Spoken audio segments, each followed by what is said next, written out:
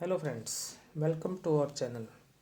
Students, today we shall solve class 8 English workbook unit 5 link lesson The Summit Within. Students, आज हम class 8 English workbook का unit 5 का link lesson the summit within solve करेंगे. Comprehension A, look at the brochure given below and answer the questions that follow. इस brochure को देखो और उन क्वेश्चंस के आंसर दो जो इस ब्रोशर के बाद दिए गए हैं. तो स्टूडेंट्स, एक्सप्लोर द हिमालयाज, ये जो आपका ब्रोशर है इसको आप सेल्फ स्टडी करें. यहाँ मैं आपको इस ब्रोशर से संबंधित जो आंसर्स हैं वो आपको बता देता हूँ. फर्स्ट है, what does HRR stand for, where is it situated. HRR का क्या अर्थ है, यह कहाँ स्थित है.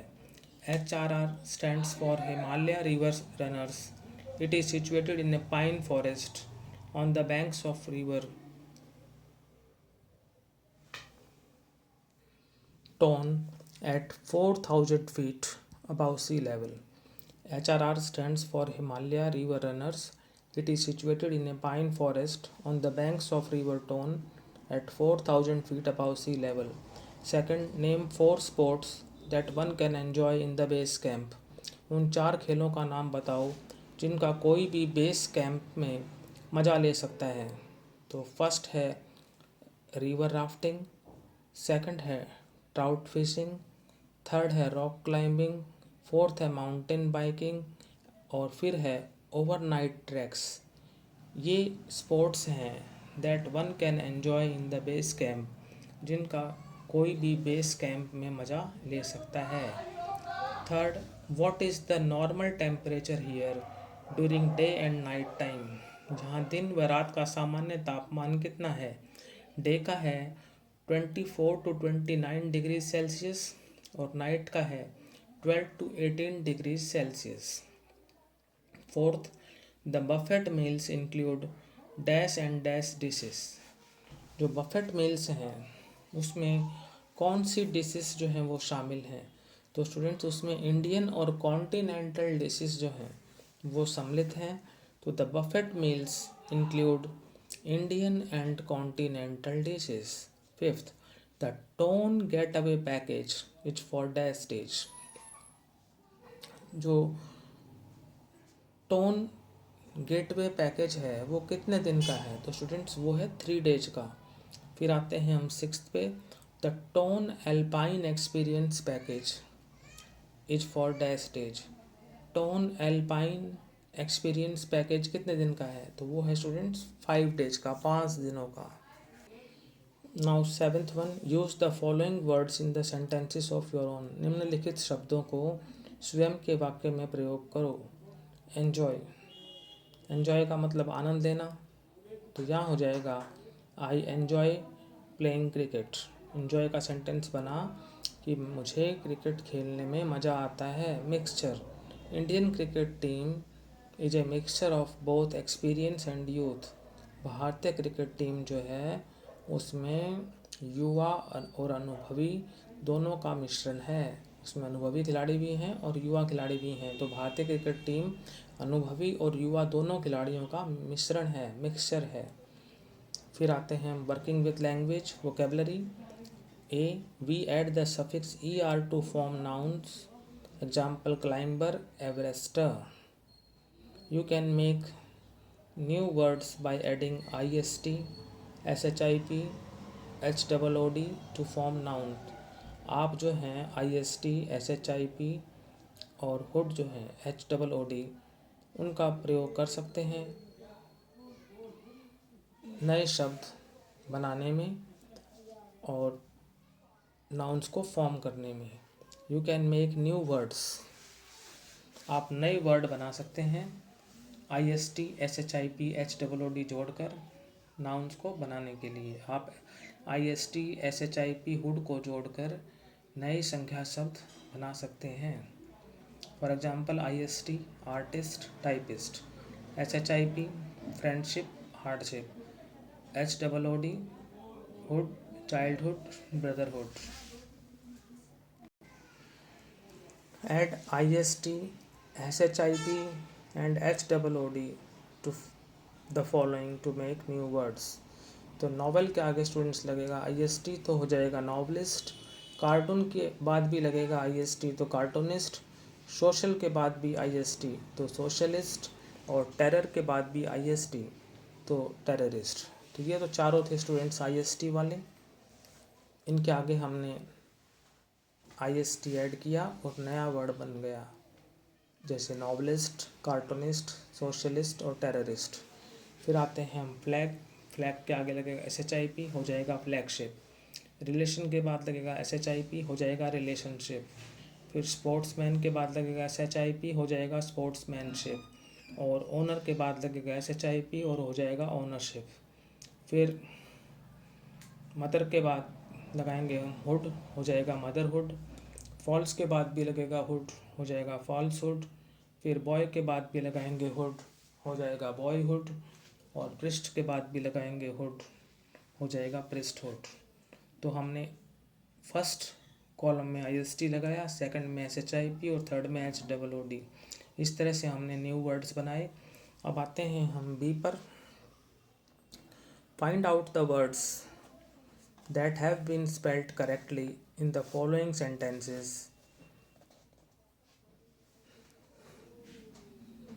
Find out the words that have been spelled incorrectly in the following extract and write the correct spellings in the space provided.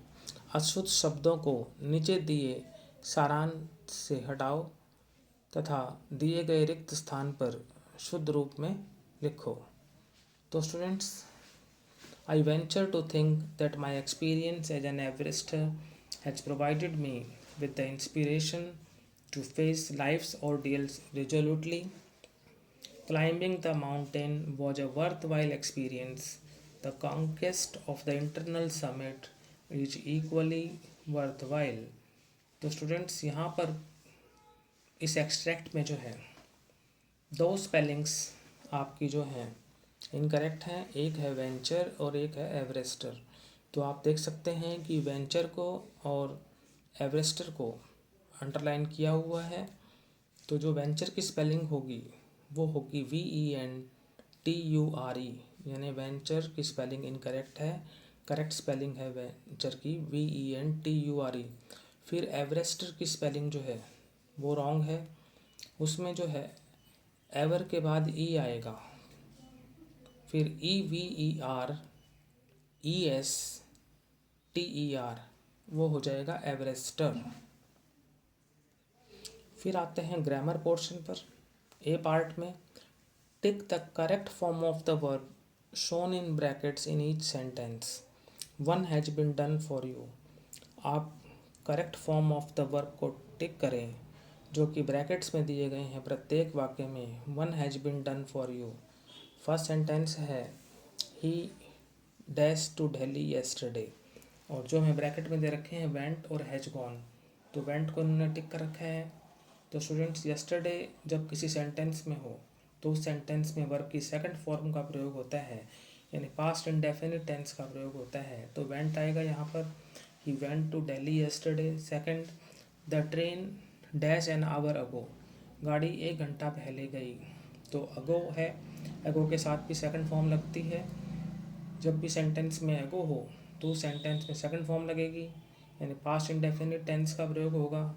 तो second form होती है left, the train left N hour अगो। तो मैंने आपको जैसे बताया कि यस्टरडे हो तो वर्ब की सेकंड फॉर्म, एगो हो तो वर्ब की सेकंड फॉर्म। थर्ड है आपका sentence, they had left before he dash, वे जा चुके थे उसके आने से पहले। तो पहले काम के साथ लगता है हेड प्लस थर्ड फॉर्म और दूसरे काम के साथ लगता है सेकंड फॉर्म, तो यहाँ हो जाएगा केम। वैसे भी बिफोर से पहले हेड प्लस थर्ड फॉर्म और बिफोर के बाद सेकंड फॉर्म, तो स्टूडेंट्स यहाँ पर होगा आपका केम। फिर आते हैं फोर्थ पर, ही डैश अस लास्ट मंथ, वह पिछले महीने हमसे मिलने आया। लास्ट मंथ दे रखा है, लास्ट मंथ देखते ही आपको वर्ब की सेकंड फॉर्म लगानी है। तो सेकंड फॉर्म यहाँ पर है visited, he visited us last month.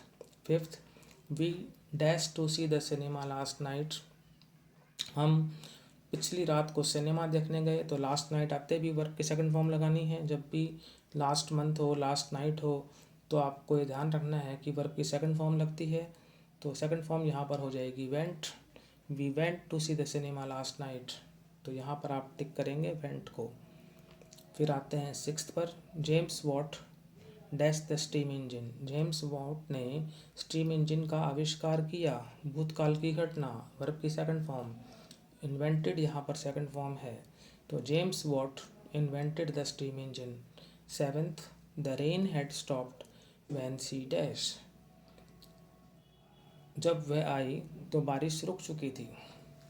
तो पहला काम है बारिश का रुकना और फिर है उसका आना, तो सेकंड फॉर्म आएगी अराइव्ड। फर्स्ट एक्शन के साथ हेड प्लस थर्ड फॉर्म और सेकंड एक्शन के साथ जो है वो वर्ब की सेकंड फॉर्म, तो अराइव्ड यहाँ पर आपका आंसर होगा। एट्थ है आपका, शी डैश बॉर्न इन 1980। उसका जन्म 1980 में हुआ था। टाइम दे रखा है, सन दे रखा है, पास्ट की घटना है, वर्ब की सेकंड फॉर्म, वो आ जाएगा past indefinite tense. She was born in 1980। अब नाइन्थ पर आते हैं, the experience of dash the mountain is a good feeling. पहाड़ पर चढ़ने का जो एक्सपीरियंस है वो एक अच्छी फीलिंग होती है, तो क्लाइंबिंग द माउंटेन कहते हैं। और वैसे भी ऑफ दे रखा है, ऑफ के बाद वर्ब की फर्स्ट फॉर्म प्लस आईएनजी आती है, तो the experience of climbing the mountain is a good feeling. Climbing को आप टिक करेंगे। टेंथ है आपका, his father will dash back next week. उसके फादर जो हैं अगले हफ्ते वापस आएंगे, और वैसे विल दे रखा है तो विल के बाद वर्ब की फर्स्ट फॉर्म आती है, फ्यूचर इंडेफिनिट टेंस बन जाता है, सिंपल फ्यूचर है यहाँ पर। His father will come back next week, come को आप टिक करेंगे।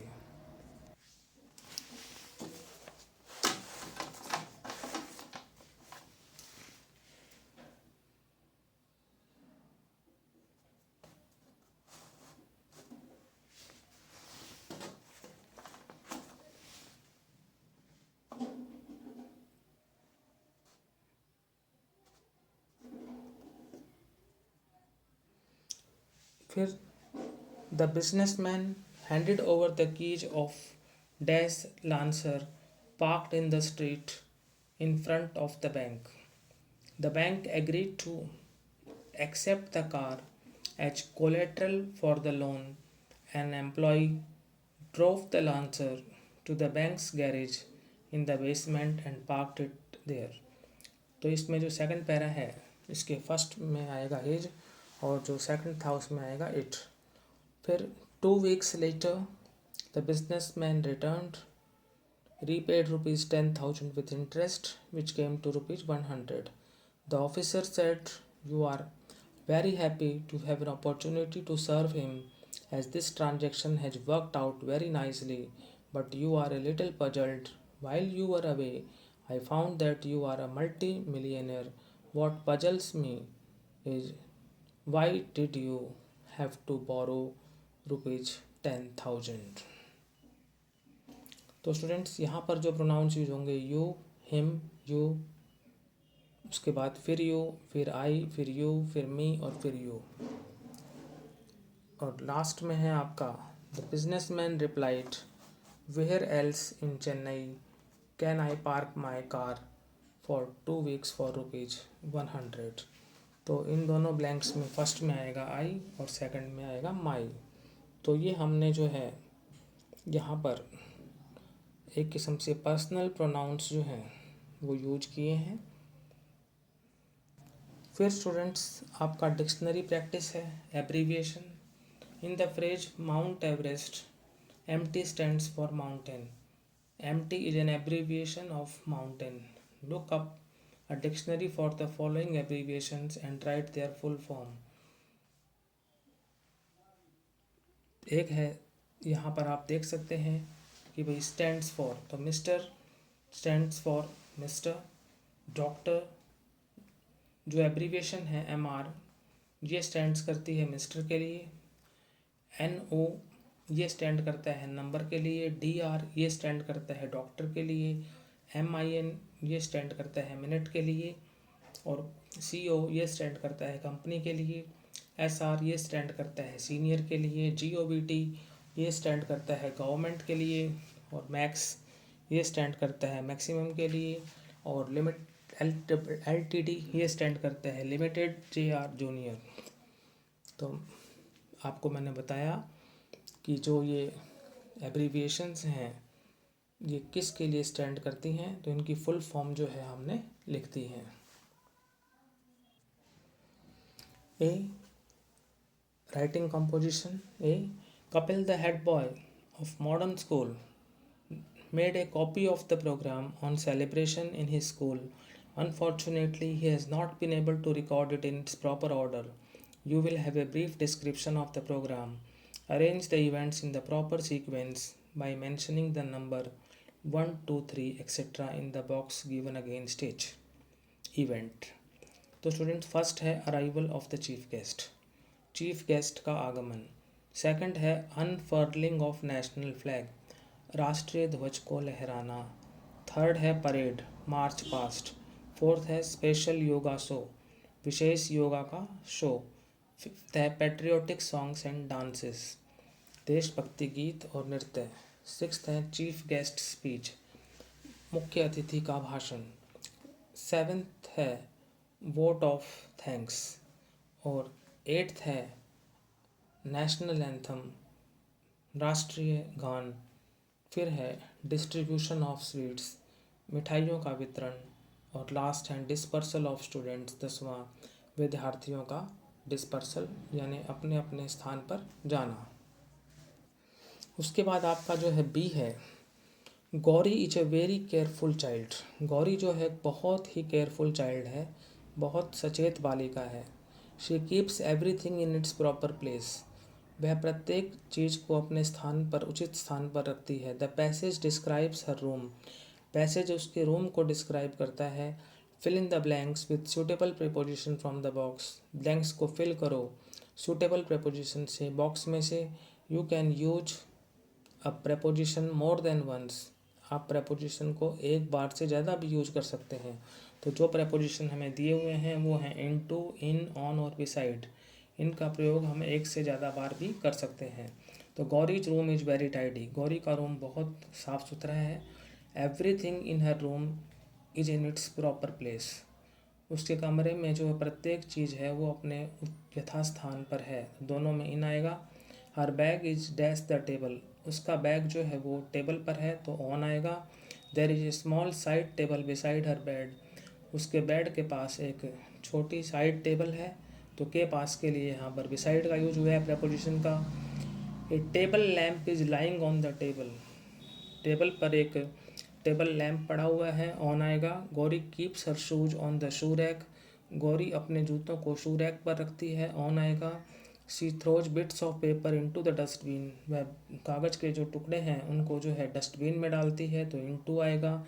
सी has a clock on the wall, उसके जो है दीवार पर एक घड़ी है, ऑन आएगा। Name things in the room, name the things in this room, एक आपको जो है यहाँ पर एक पिक्चर है दिखाई दे रही है, उस पिक्चर को देखकर जो है कमरे में जो चीज़ें रखी हैं उन वस्तुओं के नाम बताओ।